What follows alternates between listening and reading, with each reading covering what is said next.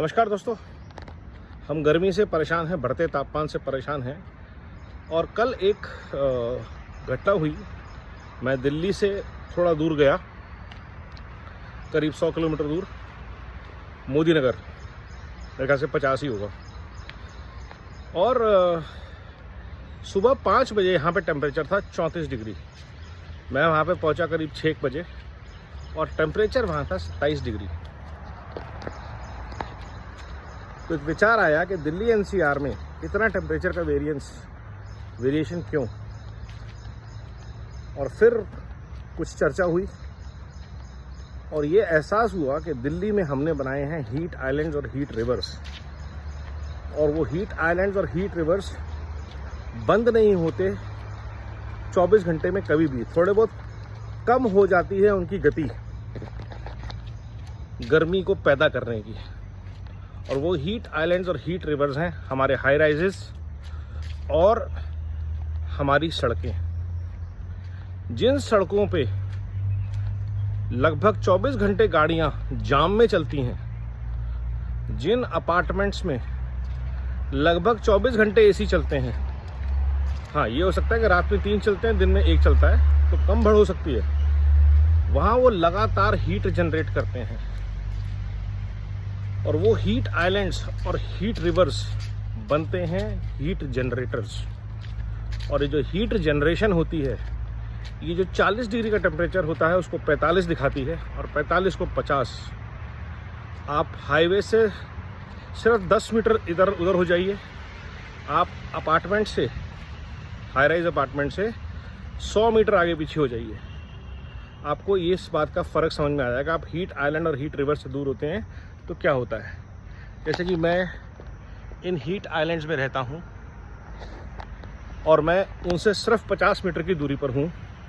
यहाँ पे टेम्परेचर, क्योंकि ये पेड़ों का जंगल हमने बनाया था कुछ साल पहले, मैं आराम से यहाँ घूम पा रहा हूँ।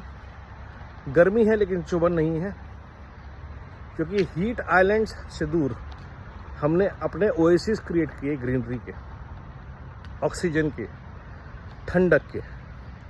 और यही एक उपाय है जो हमको बचा सकता है, हर तरह के लिविंग बींग्स को बचा सकता है, जानवरों को, पक्षियों को, इस एक्सट्रीम हीट से, जिसमें बहुत बड़ा कंट्रीब्यूशन हमारा है।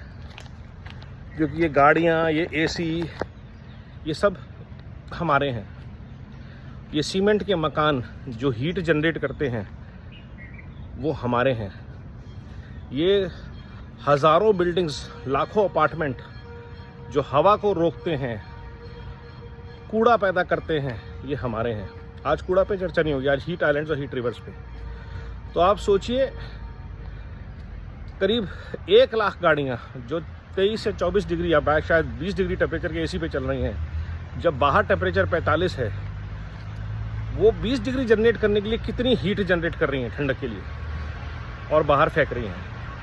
तो उस कार के साथ जो 2 व्हीलर वाला चल रहा है, उसकी हालत क्या है उस हाईवे पे। आप तो एसी के अंदर हैं।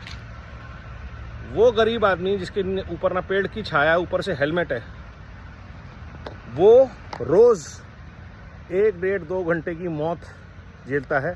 और उससे बचने के लिए वो गाड़ी तेज़ चलाता है, इधर उधर से काटता है, रिस्क लेता है, और शायद कुछ लोग मर भी जाते हैं।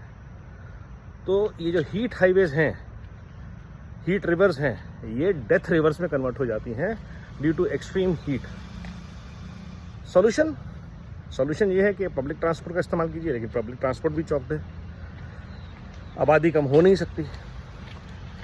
वर्क फ्रॉम होम कंपनीज देंगी नहीं कि हफ्ते में 2 दिन आराम मिल जाए।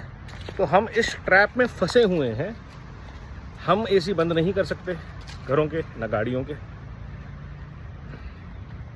तो ये जो हम ट्रैप में फंसे हैं, इसका उपाय सिर्फ इतना है कि अपनी हीट को, कूलिंग को थोड़ा सा कम करें, थोड़ी सी गर्मी आप भी बर्दाश्त करें, और इन हीट आइलैंड्स और हीट रिवर्स के आसपास जितने पेड़ हो सके उतने लगाएं। पेड़ लगाना एकमात्र उपाय है। ये नेशनल हाईवे अथॉरिटीज़ करें, ये रेजिडेंशियल सोसाइटीज़ करें, लोकल म्यूनिसिपल बॉडीज़ करें, कि जहाँ जहाँ घरों में एसीज़ हैं, बड़े बड़े हाई राइजेज़ हैं, एक फ्लैट का एक पेड़ के हिसाब से कम वहाँ पे हमें जितने फ्लैट हैं उतने तो पेड़ चाहिए ही चाहिए, पेड़ पौधे नहीं। तो मान लीजिए 1000 अपार्टमेंट की अगर सोसाइटी है तो उसके पास 1000 से प्लस पेड़ का ऑक्सीजन बैंक होना चाहिए, कूलिंग बैंक होना चाहिए। यही चीज़ अब हाईवेज़ पे लागू होनी चाहिए कि हाईवेज़ में, क्योंकि टू व्हीलर बहुत बड़ी आबादी है, कार्स तो हैं ही हैं, हाईवेज़ के आसपास पेड़ लगे। सेंट्रल वर्ड्स पे अगर पेड़ लगते हैं तो क्या हम सेंट्रल वर्ड्स को टू व्हीलर्स के लिए, उसके बगल की लेन को टू व्हीलर्स के लिए रिजर्व कर सकते हैं? या अगर साइड हैं तो साइड्स में हम इतने पेड़ लगाएं कि टू व्हीलर उसकी छाया में चल सकें। क्योंकि सोचना तो पड़ेगा कुछ यूनिक। पब्लिक ट्रांसपोर्ट पे इन्वेस्टमेंट हो रही है, कितनी तेज़ी से हो सकती है, कितने लोग उसको अडेप्ट करते हैं, ये देखने वाली बात है। तो हीट आइलैंड और हीट रिवर्स से बचने का उपाय करिए, सोचिए और विचार कीजिए। सृष्टि सेवक बनिए। धन्यवाद।